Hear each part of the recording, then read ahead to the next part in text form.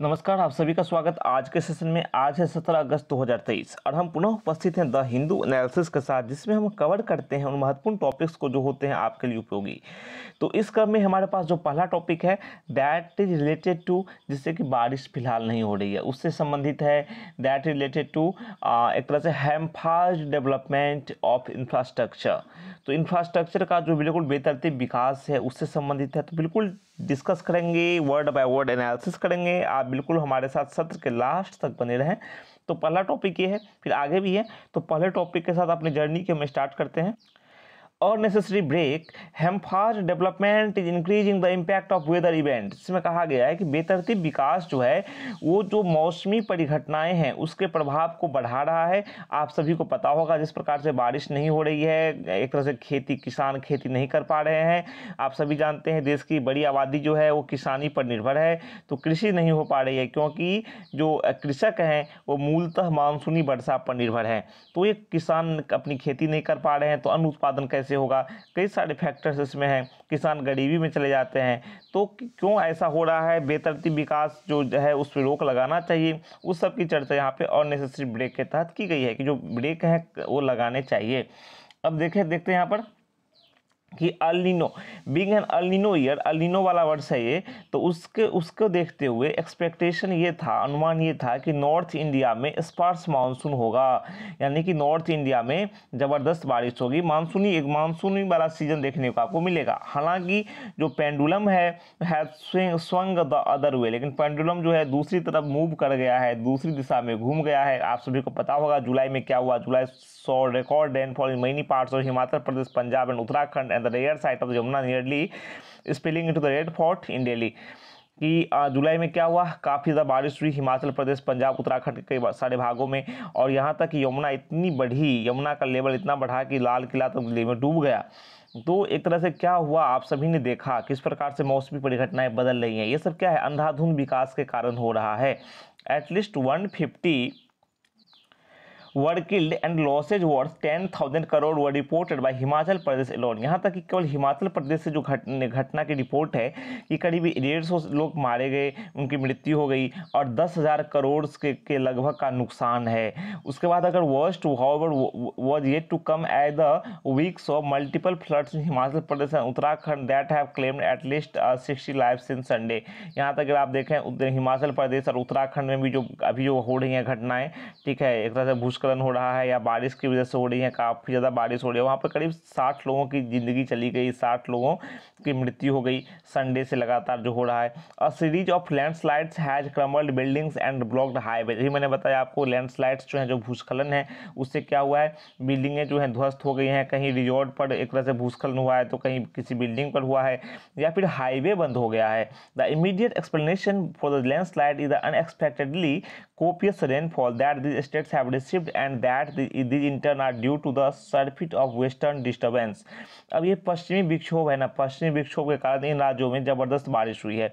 अब बारिश ज़बरदस्त होने के कारण इतनी अपेक्षा नहीं की जाती है बारिश होने की, और उतनी हुई है तो उसके कारण क्या हुआ है, इतना मतलब लैंडस्लाइड वहाँ पे हुआ है। ज़्यादा बारिश होगी तो हिमाचल प्रदेश जैसे उत्तराखंड जैसे क्षेत्रों में हिमस्खलन होगा ही, ठीक है, अब सॉरी भूस्खलन होगा ही।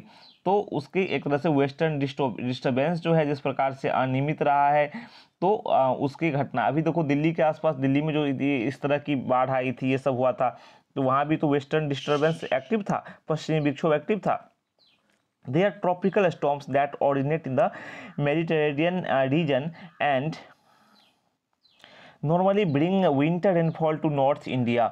ये जो अभी वेस्टर्न डिस्टर्बेंस की हमने चर्चा की, ये जिस प्रकार से ये एक तरह से देखो आप कि इसमें ये क्या है, एक तरह से पश्चिमी विक्षोभ जो है, पश्चिमी विक्षोभ अधिक हुआ है तो उसके कारण ये घटनाएं हुई हैं, इतनी ज़्यादा बारिश वगैरह हुई है। तो पश्चिमी विक्षोभ क्या है, आपके मन में जिज्ञासा उठेगी। ये उष्णकटिबंधीय तूफान है एक तरह से, जो भूमध्य सागरीय क्षेत्र से में उत्पन्न होते हैं और आमतौर पर उत्तर भारत में ना जो इनके द्वारा शीतकालीन वर्षा की जाती है, विंटर रेनफॉल होती है, शीतकालीन वर्षा होती है। हालांकि इस वर्ष के शुरुआत से ही बात करें तो ये क्या रहा है, अनियमित रहा है, बिल्कुल रेगुलर नहीं रहा है ना। The WD western disturbance has been idiotic. There were too few of them in December and January, and their absence was cause for the hottest February recorded in India in at least a century. अब देखो, अब ये फरवरी में नहीं था, फरवरी में ये active नहीं हुआ, तो उसमें क्या हुआ कि करीब एक तरह से सेंचुरी में यानी शताब्दी में जो फरवरी है सबसे गर्म महीना एक तरह से रहा। तो ये अनुपस्थित रहेगा, नहीं रहेगा, तो यही होगा कि सदी में भारत सबसे गर्म फरवरी भारत में दर्ज हुआ। लेकिन रहे कहीं ज़्यादा रहता है तो फिर उससे बारिश ज़्यादा होती है। तो एक बैलेंस बना होना चाहिए, लेकिन बैलेंस बन नहीं पा रहा है। हालांकि ऐसा लगता है कि जो है एक तरह जिस प्रकार की स्थिति हो रही है उत्तर भारत में, इस प्रकार से कई घटनाएं हुई हैं, जब इसे एक तरह से नहीं होना चाहिए, ठीक है, तो वहीं एक तरह से अजीब मौसम बन जाता है ना। आप देख सकते हो कि जब रिक्वायरमेंट नहीं होती है, आप देखो यहाँ पर with several of them incident of north India in last 2 months a time when they normally should not be around, जब उन्हें नहीं होना चाहिए तब ये होती हैं वेस्टर्न डिस्टर्बेंस, तो समस्या क्रिएट करती हैं। Well a combination of WD and monsoon can be dismissed as a freak weather, climate scientist have been warning of the increasing probability of such high risk events. अभी देखो अब क्या है कि जिस प्रकार से WD यानी वेस्टर्न डिस्टर्बेंस की परिघटनाएं घट रही हैं, बढ़ रही हैं, जब नहीं हो रही हैं, कभी कभी रुक ही जा रही हैं, तो बैलेंस नहीं बन पा रहा है। तो जो मौसम विज्ञानी हैं वो कह रहे हैं कि ऐसी जो अधिक जोखिम वाली परिघटनाएं हैं इनके बढ़ने के आसार हैं, बिल्कुल ये बढ़ेंगे जिस प्रकार की स्थिति देश में बन रही है। WD जो है जिस प्रकार से WD में ये वेस्टर्न डिस्टर्बेंस में जो एक तरह से व्यवस्था में समस्या आ रही है, ये क्यों आ रही है, इस तंत्र में कमी समस्या क्यों आ रही है, तो ये आर्कटिक के गर्म होने के कारण आ रही है। Are in part due to warming Arctic, Arctic क्षेत्र जो है जो गर्म हो रहा है, that causes the polar jet stream, जिससे कि पोलर जेट स्ट्रीम जो है वो एक तरह से ध्रुवीय जेट स्ट्रीम जो है वो चलती है, एक तरह से भटक जाती है, अपने नियमित पथ से भटक जाती है, जिसका काम होता है नमी ले जाना। ये डेविएट हो जाती है from its regular path and bring the disturbances to north India during the monsoon, और ये मानसून के समय में भारत में डिस्टर्बेंसेस आती हैं, एक तरह से गड़बड़ी और कुछ मौसमी परिघटनाएं देखी जाती हैं। मौसम के इन बदलते प्रारूपों के संदर्भ में वैज्ञानिक और पर्यावरणविद जो हैं वो हिमालय में अंधाधुंध निर्माण के खतरों को लेकर बार बार आगाह किया है। It in the context of this altered weather patterns that warning by scientist and environmentalists of the perils of wanton construction in the Himalayas must be factored in. अब आप अंधाधुंध अगर विकास की गतिविधियां करेंगे, संरचना बनाएंगे, तो नुकसान तो प्रकृति को होगा ही। तो हिमालय में जिस प्रकार से किए जा रहे हैं निर्माण, उसको लेकर वैज्ञानिकों और पर्यावरणविदों ने बार बार चेताया है।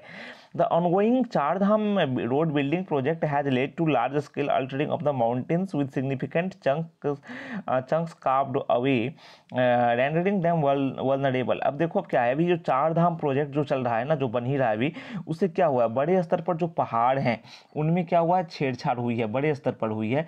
अगर आप देख सकते हो कि उसमें परिवर्तन हुए हैं, उसके बाद फिर क्या है उसमें चैनल वगैरह भी बने हैं, तो ये संवेदनशील हो गए हैं एक तरह से। पहाड़ में आप मान लो चेंज करोगे, आप नई जगह बनाओगे, पेड़ काटोगे, तो जगह वो संवेदनशील हो जाता है। पेड़ जो है या फिर जो संरचना है प्रकृति को, आप उसी हाल में रहने दो। अगर आप उसमें परिवर्तन करते हैं तो डेफिनेटली आपको नुकसान होते हैं। अभी आप देख सकते हैं जोशीमठ में अभी जमीन धंसना रुक गया था, लेकिन फिर से जमीन धंसना स्टार्ट हो गया है ना। As recent years of land subsidence in Joshimath, Uttarakhand demonstrated ill-thought construction and haphazard building practices have magnified the risk to residents who live in the regions। अभी कुछ दिन पहले उत्तराखंड के जोशीमठ में ये घटना लगातार होती जा रही थी, भूमि धसाव की घटना। कई लोगों को विस्थापित किया गया था, प्रायः हर एक मकानों में दरार देखी गई थी।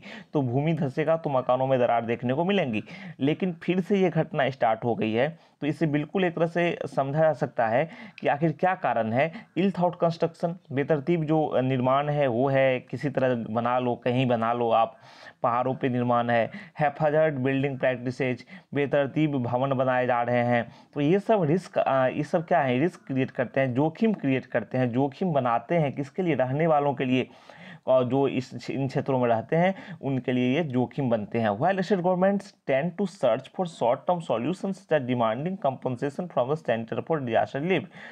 अब हालांकि स्टेट गवर्नमेंट ने इसका सॉल्यूशन, जो शॉर्ट टर्म सॉल्यूशन है, जो अल्पकालिक समाधान है, वो ढूंढा कि सेंटर से डिजास्टर रिलीफ जो है, आपदा, एक तरह से आपदा राहत के तौर पर सहायता, कंपनसेशन का एक तरह से रिक्वेस्ट किया, और उसको मुआवजे की मांग जो है, कंपनसेशन मतलब मुआवजे की मांग, वो सब समाधान खोजती हैं राज्य सरकारें, आपदा राहत वाली सब। लेकिन समय ये है वर्तमान में, आप अल्पकालीन एक तरह से सॉल्यूशन के रास्ते ज़्यादा आगे नहीं बढ़ सकते, आपको करना पड़ेगा लॉन्ग टर्म सॉल्यूशन। वो क्या है, दीर्घकालिक समाधान क्या है? It is time that more serious thought is given to the nature of infrastructure, the development, and it need be restriction import in the large interest of minimizing hazards and maintaining stability। अब ये है कि सही समय आ गया है कि ज़्यादा गंभीर विचार किए जाने चाहिए, बिल्कुल सटीक विचार किए जाने चाहिए कि जो एक तरह से इंफ्रास्ट्रक्चर डेवलपमेंट है, जो बुनियादी ढांचा विकास है, उसकी प्रकृति को देखा जाए, किस प्रकार से विकास किया जाए, बेतरतीब विकास नहीं किए जाए, एक सीमित मात्रा में, एक सटीकता के साथ, बैलेंस के साथ विकास किया जाए, और आवश्यकता अगर पड़े तो रेस्ट्रिक्शन भी लगाए जाए। ताकि किस लिए रेस्ट्रिक्शन लगाया जाए? आप पूछोगे रेस्ट्रिक्शन जो है, जो एक तरह से प्रतिबंध जो हैं, सीमाएँ जो हैं, वो क्यों लगाई जाए? वो इसलिए लगाई जाए ताकि जो एक तरह से खतरों को रोकने और स्थिरता को बनाए रखने के बड़े हित में ये काम आए, ताकि हम जो एक तरह से हिमालयी क्षेत्र हैं या फिर और भी क्षेत्र जो हैं हिमालय, अगर वहाँ बदलाव करते हैं तो और भी क्षेत्रों में परिवर्तन होंगे। तो हम प्रकृति के साथ कहीं भी छेड़छाड़ न करें और एक बैलेंस्ड अप्रोच अपनाएं, एक संतुलित दृष्टिकोण अपनाएं, तभी वो बेहतर परिणाम देगा। अब हम नेक्स्ट टॉपिक को मूव करते हैं। अभी प्रधानमंत्री ने लाल किले की प्राचीर से एक मुद्दे पर और बात की, उसको हम समझते हैं। हाउसिंग फॉर ऑल की चर्चा करते हैं। Addressing housing shortage in urban areas requires urgent concerted efforts, कि जो एक तरह से उन्होंने आवास पर चर्चा की, जिस प्रकार से अर्बन एरिया में आवास की कमी है, उसको उस पर ध्यान दिया। तो प्रधानमंत्री जी ने शहरी गरीबों को शहर में घर बनाने में मदद करने के लिए एक योजना की घोषणा की है। वो संकेत है कि सरकार जो है वो शहरी आवास की कमी को, समस्या के शहरी आवास की कमी वाली समस्या जो है उसके समाधान के लिए एक योजना ला रही है, स्टार्ट करने जा रही है।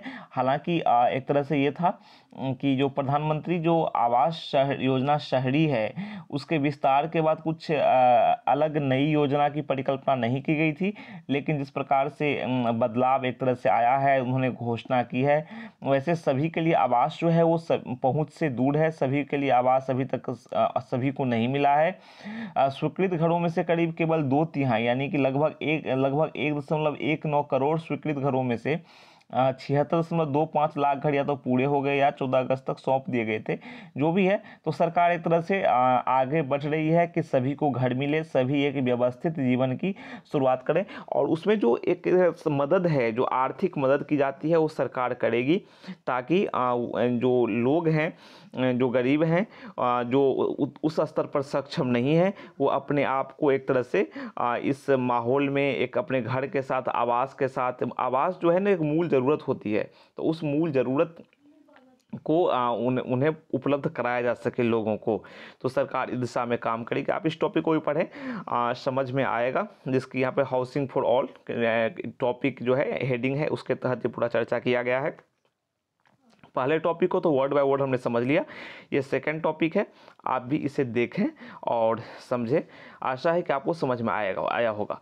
तो फिर मिलते हैं नेक्स्ट टॉपिक में कुछ नए मुद्दों के साथ नेक्स्ट सेशन में। तब तक के लिए नमस्कार, थैंक यू।